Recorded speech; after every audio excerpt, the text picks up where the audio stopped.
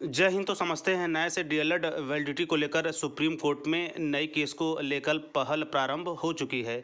ऐसे में शुरू से ही नए केस के संबंध में समर्थक रहे पप्पू सर ने एक बार फिर से अपने प्रयासों में काफ़ी तेज़ी लाई है। ऐसे में वे कई दिनों से आप देख ही रहे होंगे कि जब से नए से डीएलएड के सुप्रीम कोर्ट जजमेंट के बाद वो भी काफ़ी एक्टिव और हर एक जगह अपनी बातों को पहुँचा रहे हैं। और इसी क्रम में सबसे महत्वपूर्ण एक बार उनके तत्वाधान में फिर से सुप्रीम कोर्ट में नए केस करने की तैयारियां कंप्लीट हो चुकी है।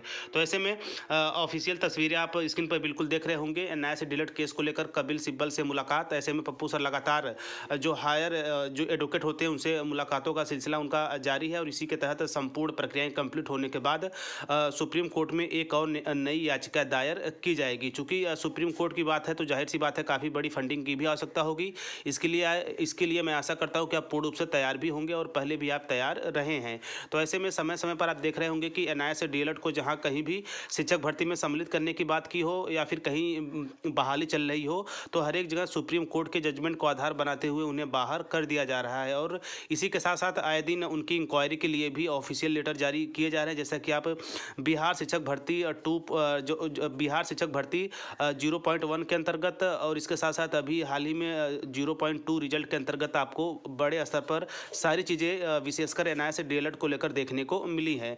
तो इन सभी तत्वों को देखते हुए पप्पू सर के द्वारा सुप्रीम कोर्ट में नई याचिका पर जो है पूर्ण सहमति बनी है। इसके साथ जल्द ही याचिका दायर के साथ साथ और जो महत्वपूर्ण अपडेट होगी केस की पहली सुनवाई को लेकर उसकी जल्द ही जानकारी आपको मिलेगी।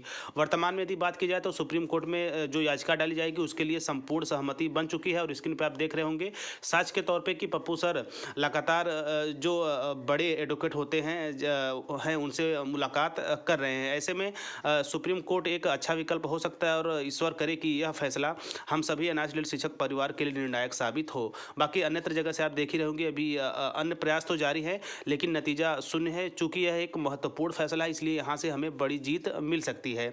तो एक रही छोटी सी अपडेट सुप्रीम कोर्ट में नई याचिका को लेकर नए केस को लेकर। तो जल्द ही इस केस के दौरान ईश्वर करे मान्यता मिले और एनसीटी गजट के साथ हम पहले की तरह हर एक जगह वैलिड हो जाए ताकि हम शिक्षक भर्ती में यदि अपनी सेवाएं दे रहे हैं तो भी सेफ रहें, तैयारी कर रहे हैं तो भी सेफ रहें, यदि हम सिलेक्शन के दौड़ में हैं तो भी सेफ है। सब मिला जुला कर बस यही है कि जिस तरह अन्य teacher training course safe zone में होते हैं उसी तरह एनआईए से डीएलएड को लेकर फिर से दोबारा इस तरह की हलचल न पैदा हो। तो हालांकि अभी इस पे जो है सभी चीज़ें हो रही हैं।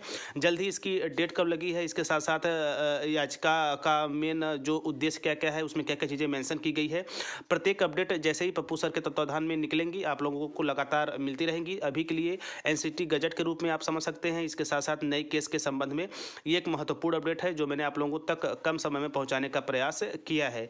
आगे चल इसी कड़ी में जो भी महत्वपूर्ण जानकारी आएंगी मेरा पूरा प्रयास रहता है कि ऑथेंटिक स्रोतों के माध्यम से आप लोगों तक पहुंचाया जाए ताकि आप बिल्कुल वर्तमान में जो चीज़ें हो रही हो उससे अपडेट रहें। तो मिलते हैं नेक्स्ट वीडियो में नेक्स्ट इन्फॉर्मेशन के साथ। तब तक स्वस्थ व्यस्त और मस्त रहिए। जय हिंद, वंदे मातरम।